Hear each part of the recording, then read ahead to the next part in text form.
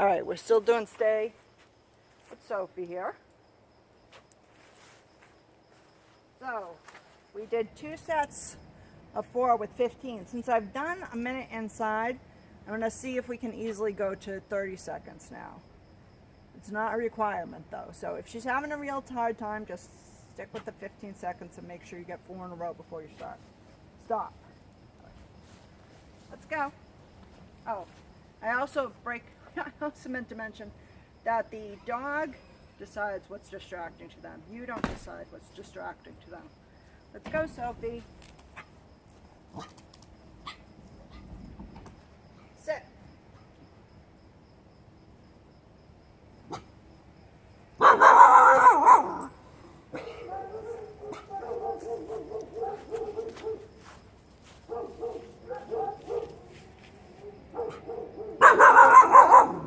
Sit.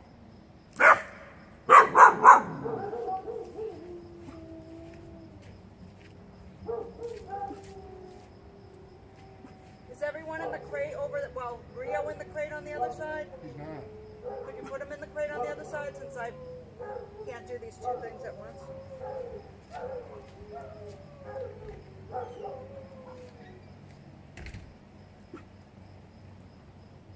Good girl, okay. So husband coming out was a bit too distracting for her.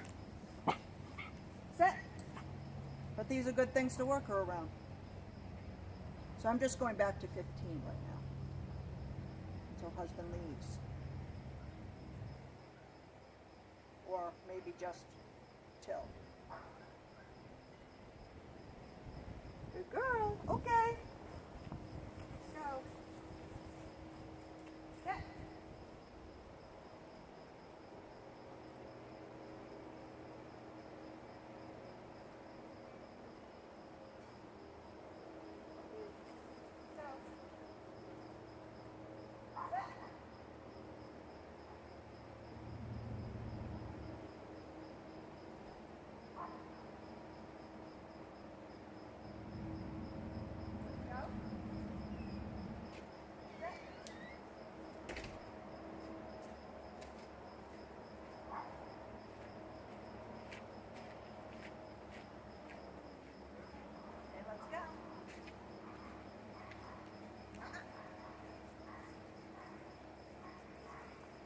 Sit.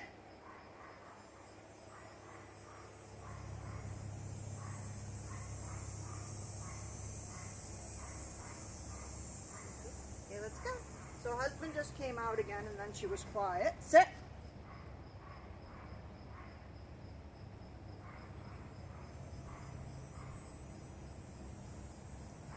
Good girl. Okay, I'm not going to push my luck. I'm going to let that end on a positive note for both of us. And now I'll do the beginning of the come.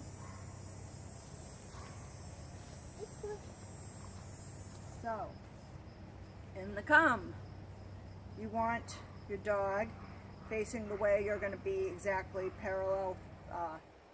You're going to not parallel, the other way. Horizontal from? I don't know.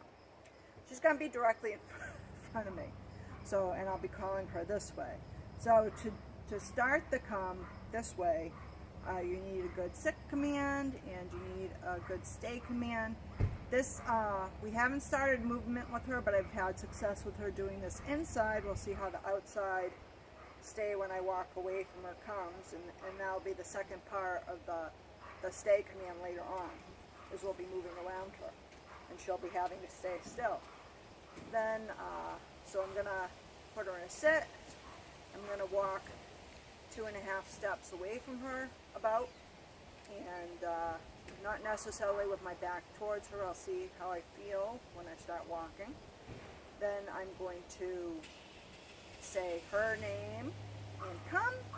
The other commands you don't have to say her name. And I'm used to having multiple dogs around me, so I have the bad habit of saying the dog's name sometimes when we're out here, and I don't mean to. I just don't always mean everyone come to me, which is what that would mean if I were to say come around a multitude of dogs who have been trained to come. And everyone would get in each other's way. So I'll say Sophie and command.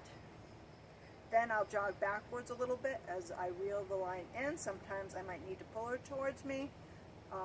When I'm getting where I want to, she'll come directly towards me to the front. I'll say sit. We're teaching an automatic sit here too. And then she'll sit. And then I'll say good girl, and I'll set her up again. About 15 reps each time.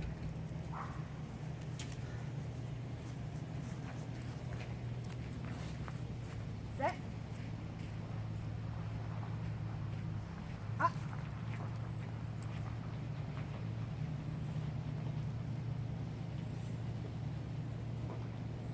Sophie, come.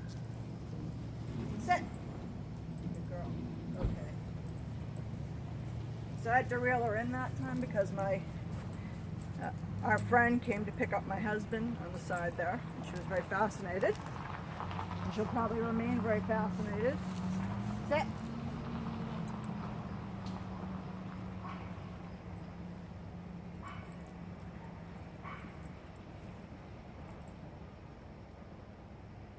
Sophie, come. Good girl, good girl, good girl, good girl. Sit. I forgot that step too. You say good girl as you reel her in, which I forgot the first time too. Sit.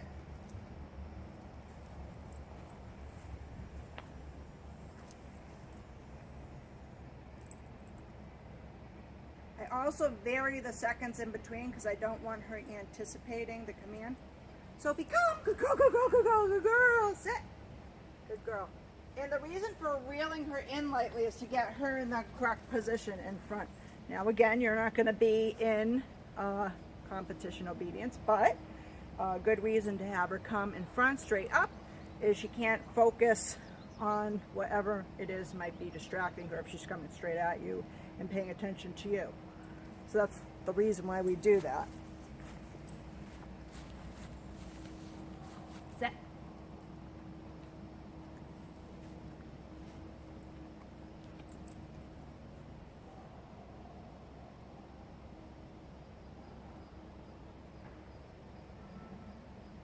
Sophie, come. Good girl, good girl, good girl, good girl. Sit. Good girl. So I want her so that I can reach her. So she should be at arm's length or closer. Break.